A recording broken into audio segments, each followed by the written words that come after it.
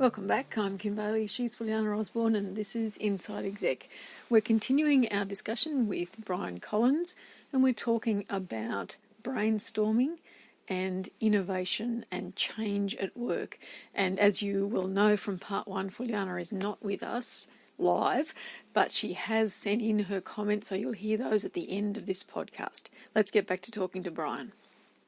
Can we move on to the brainstorming process with you and tell us about how you start it with the group? How do you just walk in and say, well, here's the whiteboard or here's the butcher's paper, let's just throw out the ideas? Oh, gosh, that's probably a bigger question than you realize. So, the name of my consulting practice is called the Brainstorm Institute. Yep. So I guess I can talk a little bit about that because brainstorming is something I do quite a bit, is facilitate and work on that design thinking skills and try and get companies to do transformative breakthrough ideas. And a lot of people think brainstorming is just going into a conference room and just kind of throwing out different ideas and giving everyone some silly putty or Play-Doh and slinky toys and just kind of letting them have fun and see what comes out. And certainly that's part of it, but there's really a lot. I've referred to brain science before. There's actually a lot of brain science that goes into being able to facilitate a proper brainstorming session. And one of the things you have to be able to do is to get people to kind of relax and feel comfortable with the process. If you've ever been to a formal brainstorming session, probably one of the first things, hopefully, that the facilitator did was lay down some rules for what the brainstorming session will be like. Yes. What's allowed, what's not allowed.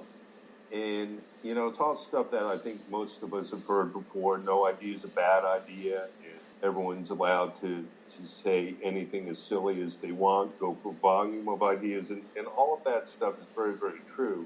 But that's only the start of it. Then it's, once you start generating the ideas, you need to be able to guide them to make sure that you're on point with the strategic goals that you're trying to meet with that brainstorming session. Right. So it really is an art and a science to be able to do that well. Well, I think that's true of most facilitation, but it's interesting that you mention those ground rules, and I do think it's important for every session to reinforce those, because we can go into a meeting already thinking about something else that's operational, and we gloss over whether this is going to be a particular session. So to actually make people stop and think and focus on the moment and what they're there to do, and keep those operational issues out of the room, and still allow people to feel like they can participate and they can be encouraged to throw out whatever ideas they've got. I think it's a good process to go through, and I'm glad that you've reinforced it for our listeners. And I'll tell you, it's not an easy process either. Earlier in my career, I worked as a Walt Disney Imagineer. And for any of your listeners that may not know what that means, the Disney Imagineers, we're the creative folks that come up with the ideas for the new rides and attractions and all of that at the Disney theme parks. And my job was as a show writer. So I wrote bad jokes for the Jungle Cruise, great movie ride, and the attractions and stuff like that. And every day, our job was to be creative and kind of be in that zone. And even when we were given a new project to brainstorm, it was a heck of a lot of fun, I will say that, but it's not always easy. No. You really have to kind of work to get those high-level, transformative kind of ideas to break out. In that sense, and across the other experience that you've had, how do you manage overwhelm? So where there's just so many ideas. That's a really good question. I think, again, it comes down to understanding what the goal is, because a lot of times you can be in these brainstorming sessions. I was just in one, actually, before our call today. I'm doing some work for a company that's developing 2 games, and sitting there kind of talking about the story arcs and what we could do in these different games.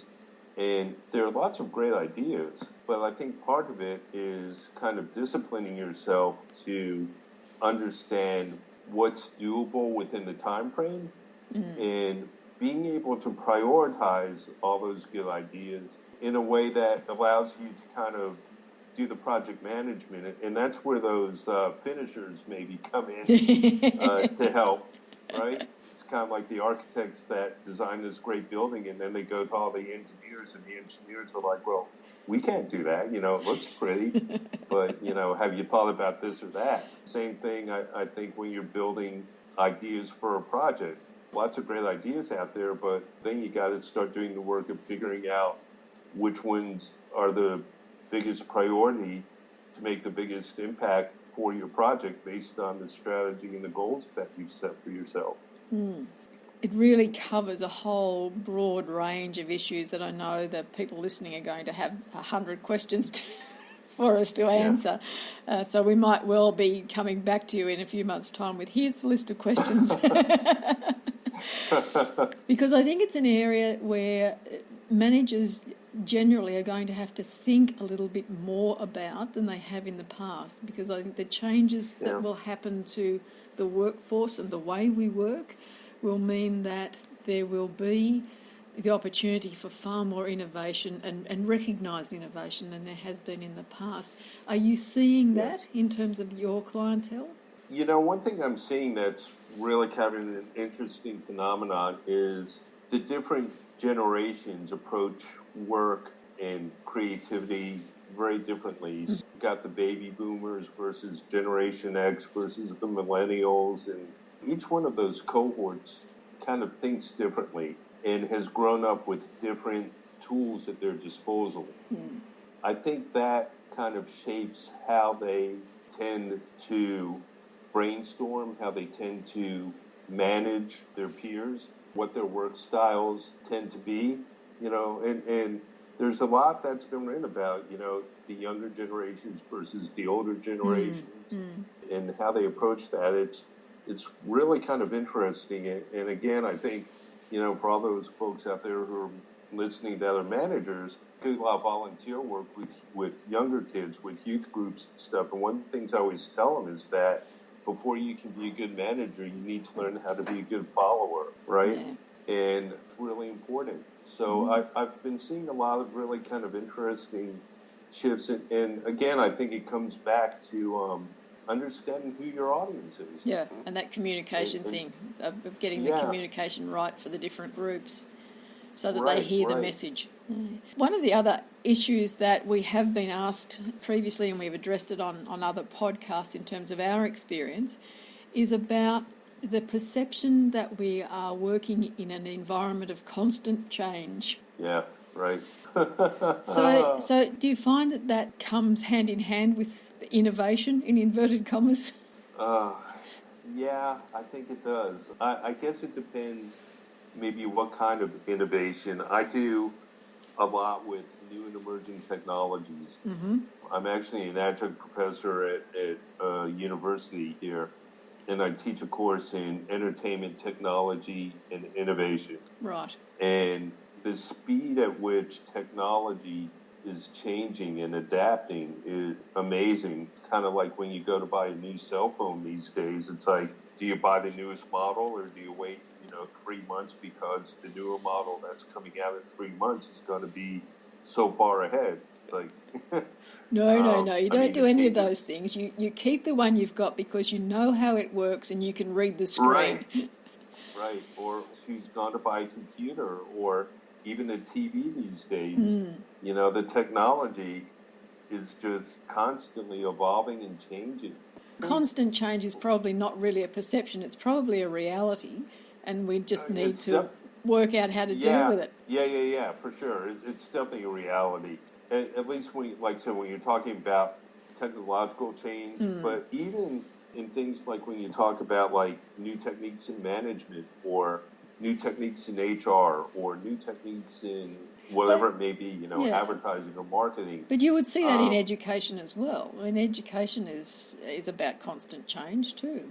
For sure. As a matter of fact, next week I'm going to be spending a week out at Disney, of all places, right? Doing a week-long facilitation with some other folks to a whole bunch of educators. And it's going to be all about how to stay abreast of change knowledge and how to bring that into your classroom and use that for teaching kids and also kind of trying to show them what it's like from a student's perspective these days. Like I said, that every generation grows up with new tools at their disposal. And today's students, I mean, they're practically coming into kindergarten, being able to text a message faster than I ever could. And it's amazing. That's just how students and, even younger workers are wired these days. Yes. In that sense, do you see that what we would see as an era of innovation, do you see that continuing at the same sort of level? I do. I'm really excited. Good. And anytime I get asked to talk about innovation or to help a company innovate, it's exciting for me because there definitely are always new tools and new ways to cross-pollinate and new ways to think about things. So absolutely I think this is almost a golden age of innovation, if you will, in so many ways. And whatever the industry is, like I say, I had a pharmaceutical company that was down here, and we were talking about innovation with them. Innovation in the classroom is something that I talk about, like I said, all the time. Computer gaming, applications for military. I mean, it goes on and on. It's just there everywhere. Virtually any area. I get very excited when I talk about think about the potential of what companies can do now. Yeah. And so in that sense, what we really need to be looking at is that how we manage that innovation, whether it's one out or whether it's within organisations, because it is, as you say, the era of innovation. And it's also important not to innovate just for the sake of innovation, right? There's got to be a method to the madness. The best companies, the best innovations and transformations are the ones that come from companies that have kind of thought out why they want to do that. Not for its own sake, Yeah, not to, go into a brainstorming session and hope they come up with the next big idea. Yeah, because that's what everybody's doing, so we should do it too and have no roadmap to follow. Yeah, if you look at like virtual reality now or augmented reality, those are two like very hot technologies right now. And everyone wants to be in VR and AR and mixed reality and, use the Oculus and Google goggles, whatever else might be out there. And there have been so many companies that just have been like copycats. Yes. And when you find an organization that's really willing to kind of think outside the box and really take the risk to do something different, that's when it gets fun. Interestingly, that actually brings us back to the thing we talked about first, which was the starters and the finishers, because with all of this innovation, we're still going to need the finishers in every facet of our organisations. Absolutely. Yeah. Absolutely. Okay, look, I've just got one more question for you that is our question without notice that we ask all of our guests. Is that if we were having this conversation in 12 months' time, what would you like to look back on and say was something that you're really proud to have achieved? Being able to stay on top of the innovation that's taken place between the last 12 months and now, because, I like to think of myself as someone who knows a little bit about a lot of different things. Mm-hmm. And I think to be a true innovator, to be a true transformer and be able to guide others in that process, you kind of have to really be able to stay on top of things that are happening in the world. And right now, Lord knows there are so many different changes coming down the road. So if I could look back 12 months from now and say, I've done a decent job of being able to stay on top of everything so I can help my clients or, help others innovate, then I'd be a happy guy. That's good. That's a good, well-rounded answer. You've done well on the spot. Well, thank you. Our time's almost up, Brian. Is there anything else that we haven't covered that you'd like to share with those that are listening? When I teach my students, there's one mantra, one saying that I always give them, and it's, if you do the same thing as everyone else, you're just going to be like everyone else. And, I would just encourage your listeners not to be like everyone else. Be bold, be brave, take risks, but do it with a purpose. And if you learn how to cross-pollinate and how to innovate and come up with those breakthrough ideas, it really is just very, very exciting time. Excellent. Brian, we do thank you for your time today. For those of you listening, it's taken us a little while to coordinate our time zones and our times with Brian, but we have made it today, and so we are greatly appreciative of the time that you've made available to talk to us. We will put all of the links to your website and your other activities on the podcast when it goes live. But for now, I'm Kim Bailey. She's Fuliana Osborne in absentia, and we've been talking with Brian Collins, and this is Inside Exec. I'm Fuliana Osborne for Inside Exec. I just finished listening to Brian Collins' Part 2 in conversation with Kim. I really did enjoy that very much. There was two main areas that, it's something I really am passionate about myself. In the brainstorming exercise, Brian talked about how to make sure that you've got the team lined up, they know the purpose, and that you have some ground rules. And the ground rules can include things like no idea is a bad idea, and so on and so forth. I think that's very, very important because any of us who participated in things like that would know that some people will shut each other down, not intentionally sometimes, but by starting to comment on the idea. So having the thought that nothing is off the books, everything is welcome and we can hear it, is really good. Another thing that I thought was really important, because when you bring cross-functional teams in, there's people from different areas of the organization. They can be at different levels. So one grand rule that is very important to me is that no rank in the room. Everyone in the room is equal. Everyone in the room is there to participate exactly the same way. Because some people, because they have the more senior role, feel they have a bigger say, which is wrong. And some others who defer to the more senior, which again is wrong. It's everybody's opinion and ideas are very, very welcome. The other thing is, yes, you got to focus, as we heard, about the purpose and the strategy we're trying to address. And whilst there might be millions of good ideas, we can't take them all. We've got to focus about where we're going, because we always have limited time and limited budgets. However, what I find really useful is never ever to get rid of those other ideas that aren't ready for this particular session or for this particular strategy or focus. Parking lot is really important. A parking lot is where you park the ideas, where you say to yourself, I'm going to use them another time and somewhere else. So everybody gets a copy of that and people will reflect on it. The most powerful thing is having more than one person in the room and brainstorming is the fact that we feed off each other in a really good way. So I mightn't have thought of something, but somebody will come up with an idea that will trigger another idea with me. To me, that is so, so valuable. Okay, the other one is about constant change, innovation and continued change and fast-paced change.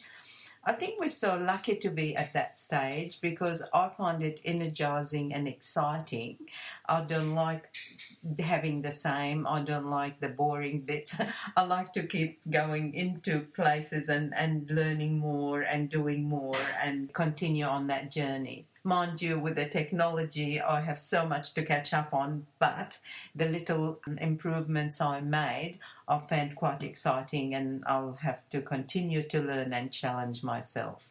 Brian, thank you so much again for another very valuable podcast. And Kim, thank you again for carrying yet another one and for making it sound so easy and so wonderful to listen to. Thanks, Fuliana, for sharing some insights from your experience in relation to what Brian and I talked about.